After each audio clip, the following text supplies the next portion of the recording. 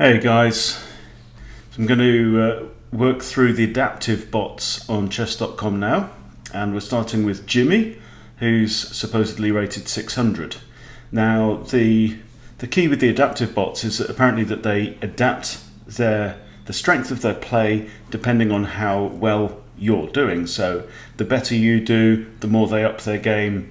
If you slack off, they also slack off, which is kind of similar to the way that a lot of humans play as well. In some ways, it can be harder sometimes to really take advantage of a winning position. So let's go with Jimmy. We're going to go random, and we'll see what he's got. So he's starting with the white pieces, and he starts with e3. I'm going to play d5. And now the f pawn has moved. Wow, that is somewhat aggressive. Okay, I'm going to play c6 so that if c takes, we've got c takes. And I've maintained my two central pawns. Okay, let's grab the center with e5. It's a bit of a quiet move, this bishop move. This bishop's looking right at the corners now. Not that one. It's looking down here. So that's not the ideal position for a bishop. Now clearly he's offered me a free knight. If I capture and he recaptures with the g pawn, he's going to get doubled isolated pawns on the h file. But I think I would prefer right now just to continue development. So I'm going to bring out my knights. And he's moved his bishop back for some unknown reason. Okay, let's carry on. Bring out the other knight. Nothing really to react to at this point. And now the queen's come out to the c file. Not really threatening my knight, not really threatening anything else, so let's bring out bishops now. Think about castling. And let's just play solid. Bishop e6 now. So these pawns are both now double defended, and he's moved his king. What that means is that Jimmy is now unable to castle either side, and that's going to make it a bit harder for him to get his rooks into play. So all we need to do now is continue with development, get the king castled, get the queen off the back rank. So I'll castle king side. And he's moved his king back. So he's done that now with his bishop and also with his king. So he's way behind in development.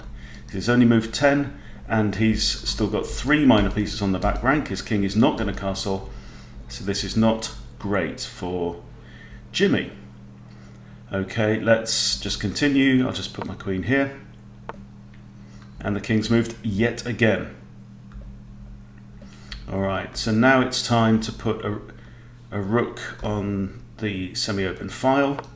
So now if I move my knight, it could come with a discovered attack on Jimmy's queen.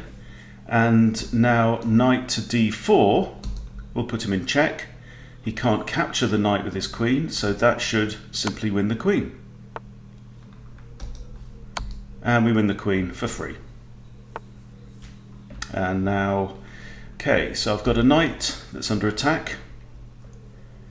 The sensible move right now is probably to protect the knight, so I'm just going to move back. I could grab his bishop on c1, but there's no reason to give up material if I don't need to.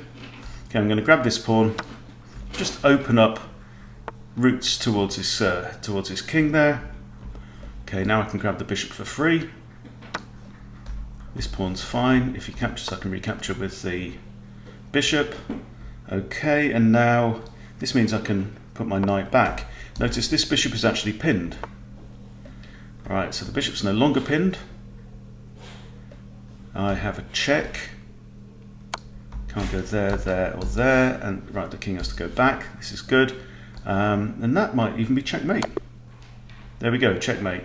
So what have we seen from Jimmy? Well, it's kind of hard to tell. He's slow in his development. He makes unnecessary moves and he moves pieces back. So generally very poor play. I think I would expect more from a 600 rated human, quite honestly, than we've seen from Jimmy. So there you go. If you need to know how to beat the Jimmy bot, just follow opening principles, get your pieces out into play play solid, he will be slow in the opening, and then you can simply capitalize. So I can't see this bot really presenting much of a challenge for many of you. So there you go. Thanks for watching. Please subscribe. I'll see you on the next video.